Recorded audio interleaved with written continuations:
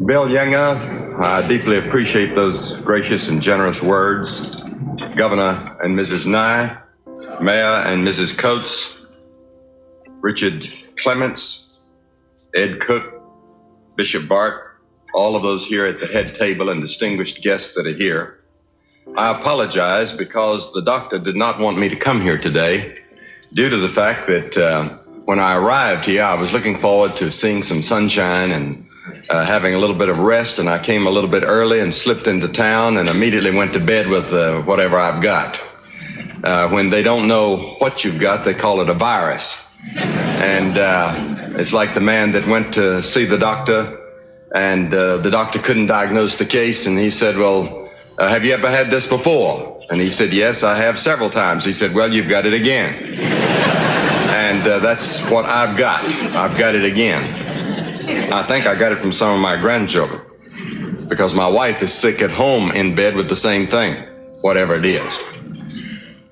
But in the last 18 months, we've been in various parts of the United States and Canada, Mexico, France, Britain, East Germany, Czechoslovakia, Austria, Holland, spoken on many university campuses, Harvard, Yale, Dartmouth, University of Maine, Vermont, University of North Carolina, Cambridge, Oxford, and different universities, as well as in great stadiums everywhere, and several times in Washington.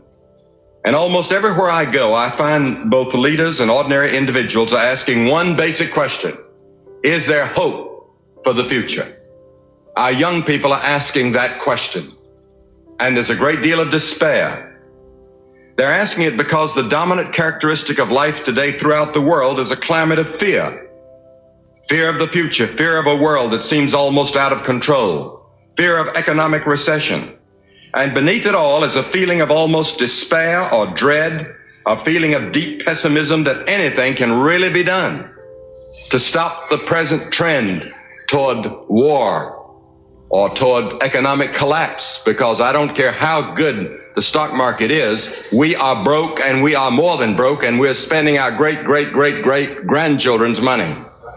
And I remember talking to the Secretary of the Treasury one day, and I said, not the present one, but a former one, and I said, what is the situation economically? He said, Billy, we're broke, and we've been broke for a long time.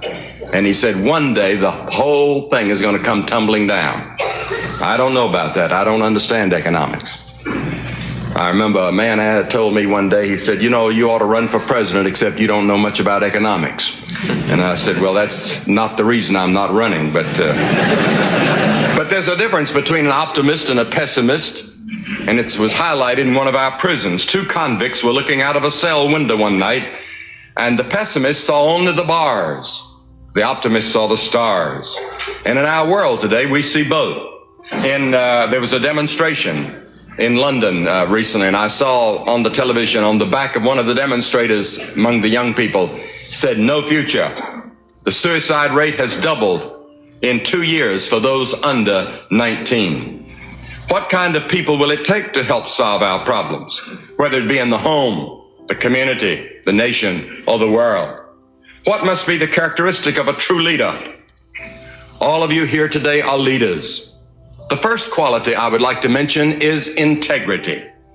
It means a man is the same on the inside as he claims to be on the outside. There's no discrepancy between what he says and what he does, between his walk and his talk. A man of integrity can be trusted, and he's the same person alone in his hotel room 1,000 miles from home as he is at church or in his community or in his home. Solomon wrote long ago, the man of integrity walks securely, but he who takes crooked paths will be found out.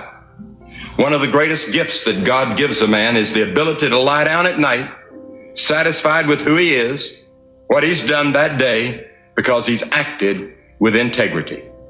The second quality I believe is necessary for leadership during these difficult days is personal security. I do not mean this in the sense of physical security or job security. Newsweek magazine ran an article some time ago entitled Uneasy Men at the Top. They described the job insecurities of some in top levels of corporate management in large companies. It set the stage for one newly installed CEO to say in jest, I didn't mind it when they wrote my when they wrote my name on the office door in chalk. But I did think it was a little unethical to have a wet sponge hanging from the doorknob. But I'm instead talking about personal and emotional security, the kind which comes from knowing and accepting who we are, why we're here, and where we're going. I do not believe that that kind of security comes from our careers alone. The trouble with total devotion to a career is that businesses are not set up to provide emotional satisfaction. If the organization changes, or if your job changes, the emotional satisfaction you get from your work may decrease sharply, and you're left with no other source of support. And then when retirement comes, you have nothing else to turn to. Psychiatrist Dr. Glenn Swager recommended for avoiding that type of vulnerability is to diversify your emotional portfolio. And part of that diversification should include a proper emphasis on the spiritual aspect of your life. You're not just a body or a mind. God created you with a spiritual nature. And that's one reason why I believe that the only real source of lasting security is found in Christ. Only in Him do we find out who we are, why we're here, and where we're going. As a person comes to know God in a real and personal way, he becomes truly secure. Personal security includes a sense of inner peace, peace with God, and peace with oneself. Jesus said to his followers, "Peace I leave with you. My peace I give to you. I do not give to you as the world gives. Do not let your hearts be troubled, and do not be afraid." Besides integrity and personal security, the third quality which is necessary in a leader is a sense of priority. This is the ability to separate the important from the unimportant, the critical from the trivial, vital from the insignificant, the eternal from the temporary. Until a man gets his priorities in life straight, everything else is going to be out of order. My friend Dr. Roy Menninger, head of the Menninger Foundation, tells businessmen, quote, "As successful executives, most of you are adept at planning, but most of you don't give much attention to your own life plan and the direction you're going and why." Most of us live from day to day so swamped by the pressures and details of daily life that we don't take the time to think about our goals in life. Seek first the kingdom of God and His righteousness, and all these other things will be added unto you. And once that priority has been established, then the rest of life can be seen and lived in a proper perspective. Without a proper attitude toward God, everything else in life will eventually take on more importance than it's supposed to have. I heard about one chairman of the board who wanted to see the president of his company, and he went in. The secretary said, "I'm sorry, he's in a conference. He can't be disturbed at this time." And he swore and opened the door. He said, "He'll see me." And he walked in and he saw the president of the company down on his knees in prayer. And he backed slowly out and he said to the secretary, "I can now see why he's so successful. He's got his priorities straight." Do you have your priorities straight? Then there's one final quality that I would mention briefly, the quality of vision. This is the quality of seeing what can be and ought to be done and how to get there. I'm sure that you all know companies where management has lost its vision and gradually the business deteriorates and becomes outdated. But I have in mind something greater than just a vision for your respective business. Our world today desperately needs people of vision, men and women who believe they have a responsibility to God and to their fellow men, and have a vision for helping build a better society, getting the big picture.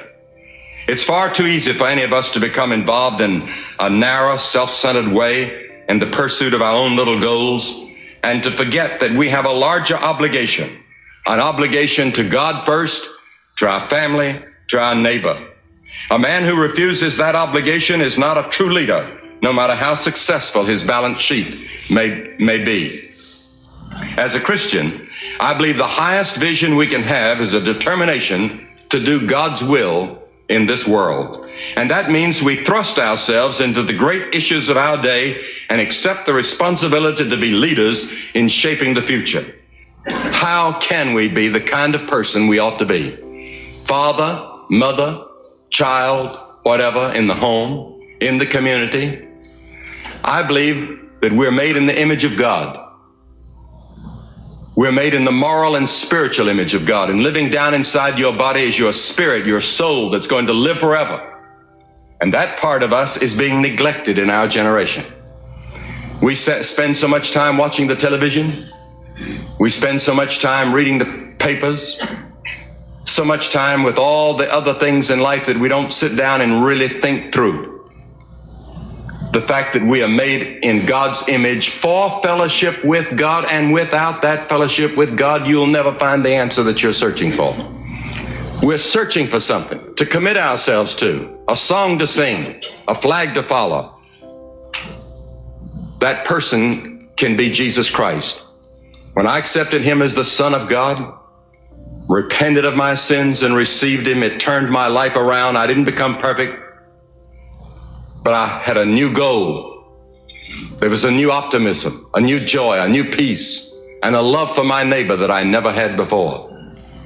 And that can happen to anyone at any time that you're willing to put your trust in him. So I challenge you to be individuals who are committed to Jesus Christ, because only in him can you know what it fully means to have integrity and personal security and priority and vision. And as we yield ourselves to him and come to a personal relationship with him, and then walk day by day with him and follow his word, then we discover the qualities of leadership we need, and also the strength we need. For he alone exhibited these qualities of leadership perfectly in his own life. It's been said that when God made the oyster, he guaranteed it absolute economic and social security. He built the oyster a house, his shell, to shelter and protect him from his enemies. And when he was hungry, the oyster simply opens his shell and food rushes in for him.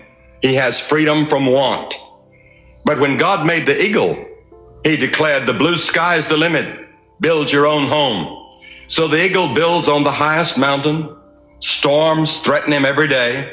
For food, he flies through miles of rain and snow and wind. And yet, which one of us would rather be an oyster than an eagle? It's my prayer that the words of the great prophet Isaiah would ring true in your lives as you rise to the challenges before you. In the 40th chapter, Isaiah said, "But those who hope in the Lord will renew their strength. They will soar on wings like eagles. They will run and not grow weary. They will walk and not faint." This can be your experience as you commit yourself to Christ and determined by his grace to help give fresh leadership to this community and to our world. If we don't, there's a strong possibility that we will witness Armageddon in our generation.